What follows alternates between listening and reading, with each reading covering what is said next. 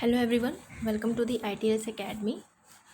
Our today's lecture is on the topic functions, duties and responsibilities of the food safety regulators. So, beginning with the lecture, let's see the function of the commissioner. It comes under the section 30. The commissioner of a food safety shall not be below the rank of the commissioner and secretary to the state government. Prohibit in public health interest the manufacture, storage, distribution, or sale of any article of the food in the whole of the state within a maximum time of 1 year. Next duty is the survey of the industrial units engaged in the process of manufacture of food in that state for compliance. It organizes and conducts training programs for the personnel of the office of the commissioner and on a wider scale different segments of the food chain for generating awareness on the food safety. It also ensures an efficient and uniform implementation of the standard and the other requirements and also ensure a high degree of objectivity, accountability, participability, practicability, transparency and credibility. Sanction prosecutions for offense punishable with imprisonment and also perform other functions as the state government may in consultation with the food authority prescribed. Next comes your functions of a designated officer, and the functions comes under the section 36. According to it, he or she shall be a whole time officer and not below the rank of subdivisional officer or equivalent. Appointment shall be done by Commissioner of the Food Safety, and each district will have at least one of the designated officer who has the power to issue or cancel the license. They prohibit sales of any article of the food in contravention with the provision of the act and the rules. Next, they can receive report samples of the article from the food safety officer under his jurisdiction and get them analyzed. The recommended cases to commissioner for sanction to launch prosecutions in case the contraventions is punishable with imprisonment. Sanctions or launch prosecutions in case of contraventions punishable with fine or recommended the case to commissioner for the punishment with the imprisonment. They maintain record of all the inspections made by the food safety officer and the action taken by them. Next comes your the functions of the food safety officer, that comes under the section 38. It is a full-time officer having a degree in food or dairy technology or agriculture science, veterinary, microbiology degree in, they should possess the degree in microbiology, science, chemistry as one of the subject from the recognized university, or may possess any other qualification notified by the central government, or is graduated in medicine and has received training in food safety sampling and surveillance. So if these qualities are there in the food safety officer, it is the desired qualification for that post, and has successfully completed the training for a specified period in food safety, food inspection and sampling under the institution approved for the purpose of the food authority. So appointment shall be done by commissioner according to the need and through issuance of notification. The state government may authorize any officer of the state government having the prescribed qualification perform the function of the food safety officer. So the major functions of this food safety officer, it includes that he or she takes sample of the food or other substances indeed for human consumption for analysis purpose, articles of the food or substance to be produced as evidence, seize, and they can seize any article of the food in contravention of the act or rules and may keep the same in the safe custody of the FBO after taking the sample and send the same to the food analyst of the local area for and also for the analysis and report generation.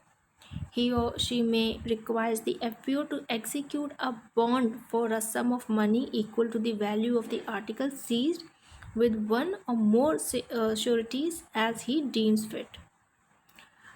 Next, they can enter and inspect any place of the food manufacturing, storing for sale, or storing for manufacture of any other articles of the food, or exhibit for sale and where any adulterant is manufactured or stored, and take sample for analysis. And if the article is a perishable nature and the FSO feels that it is unfit for human consumption, then he can, after giving a notice in writing to the FBO, destroys the same sample in the same store. Inspection of a uh, premises shall follow as far as possible the provision of the Code of Criminal Procedure 1973 relating to the search or inspection by a police officer executing a search warrant issued under the code. And then to inspect as frequently as prescribed by the designated officer all the food establishment for having license for manufacture, handling, packing or selling of the food within area for his jurisdiction. They can maintain a database of FPO in the area assigned to him and check compliance with the condition of the license and report of the designated officer. They can investigate complaints in respect to any contraventions of the provision, if any, if someone has complained against. They can issue improvement notice and record all the inspections, including the taking the sample and seizure of the stocks. They can also stop and inspect any suspected vehicle and recommend it to designated officer, giving specific grounds of the violence done by the licenses. And also they can carry out food safety surveillance, respond to the food poisoning, and facilitate the food safety plans for the panchayat municipalities as per the guidelines. Next function comes your to the food analyst. What are the food analyst is about to do in this, and that duty comes under the section 45. So according to it, he would be responsible for carrying out the required analysis of the sample as instructed by the food safety officer along with the test method. The various steps to be taken are as follows. They have to compare and note down the conditions of the seal of the container and the outer cover containing the sample. He or may she ask for the second sample if the first sample is found to be broken condition or damaged or unfit for the analysis, and inform the DO about the same within the 7 days time, and also send a requisition for the second part of the sample retained by the DO. He will then analyze, prepare report and send to DO for the copies of reporting indicating the method of sampling analysis within the 14 days. Where the purchaser want the food to be analyzed, then the report shall be sent to that purchaser with a copy to the DO.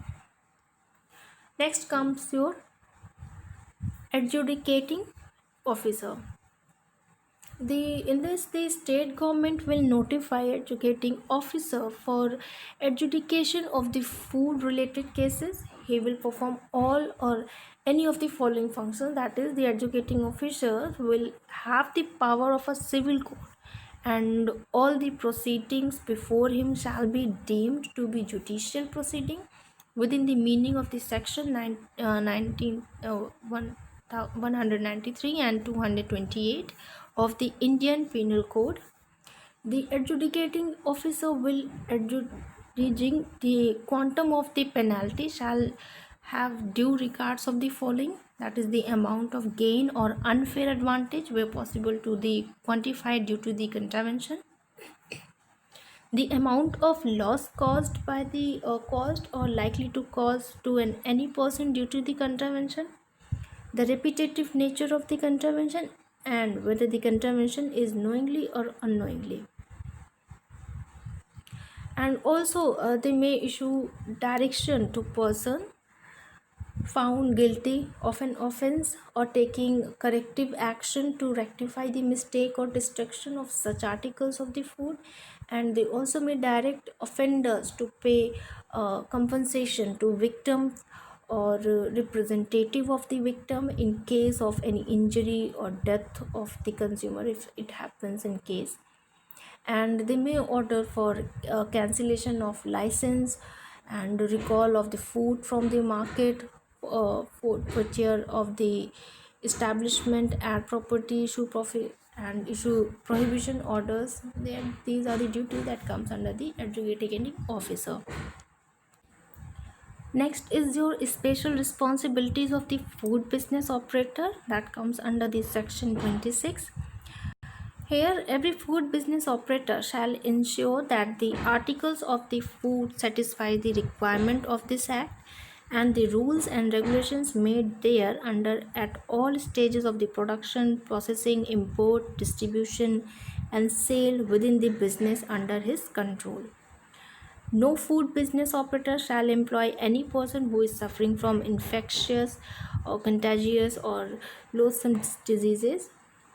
No food business operator shall sell or offer for sale any article of the food to any vendor unless he also gives a guarantee in writing in the form specified by the regulation about the nature and the quality of such articles to the vendor, provided that a bill or a cash memo or invoice in respect of the sale of an article of a food given by a food business operator to the vendor shall be deemed to be a guarantee, replacing the provision of the warranty under the PFA. Where any food is unsafe is a part of a batch, lot, or consignment of the food of the same class or description, it shall be presumed that all the food in that batch, lot, or consignment is also unsafe unless following detailed assessment within a specified time is it is found that the rest of the batch or lot consignment is unsafe, provided that any unconformity of a food with specific provision applicable to that food shall be without prejudice to the competent authorities taking appropriate measures to impose restrictions on that food being placed on the market or to require its withdrawal from the market from the reason for the reason to be recorded in the writing where such authorities suspect that despite the conformity the food is unsafe. I hope you have understood all the sections and all the responsibilities of the particular officers that are incorporated in the food safety management. For more information, please log on to our website www.itlsacademy.com and do follow us on Instagram, Facebook, WhatsApp, Twitter, LinkedIn, and subscribe our channel ITLS Academy at YouTube. Thank you.